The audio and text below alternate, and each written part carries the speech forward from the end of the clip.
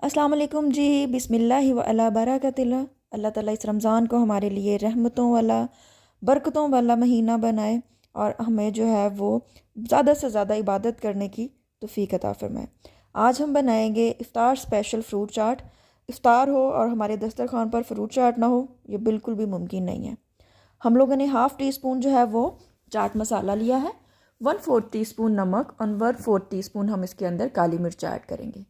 एक लेमन का रस ऐड करेंगे और एक ही ऑरेंज का जूस ऐड करेंगे पल्प के साथ। सारे मसालों को इन जूसेस के अंदर अच्छी तरह से मिक्स कर लेंगे। हमेशा इस बात का ख्याल रखें कि मसाले आपने लेमन जूस के साथ या ऑरेंज जूस के साथ पहले से मिक्स कर लेने हैं, ताकि वो सारे फ्रूट्स के साथ इवनली जो है ना वो डिस्ट्रीब्यूट हो। अदरवाइज़ अगर हम मसाले ऊपर से डालते हैं तो वो कुछ फ्रूट्स के ऊपर बहुत ज़्यादा मसाला लगा हुआ होता है और कुछ पे कम, तो वो एक बहुत इवन टेस्ट नहीं आता फ्रूट चाट का। एक बाउल हमने जो है वो बनाना लिया है बारीक स्लाइसिस में कटा हुआ। एक बाउल हमने जो है वो मेलन का लिया है।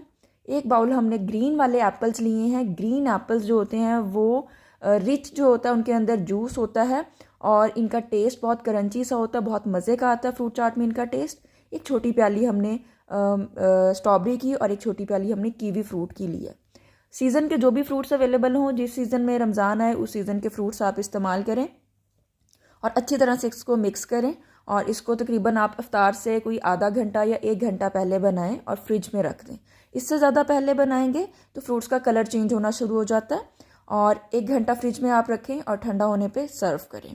अल्लाह ताला जी हमारे लिए इसमें महीने के अंदर ढेरों ढेर रहमतें रखे और हमारे दस्तरखान को हमेशा वसी रखे।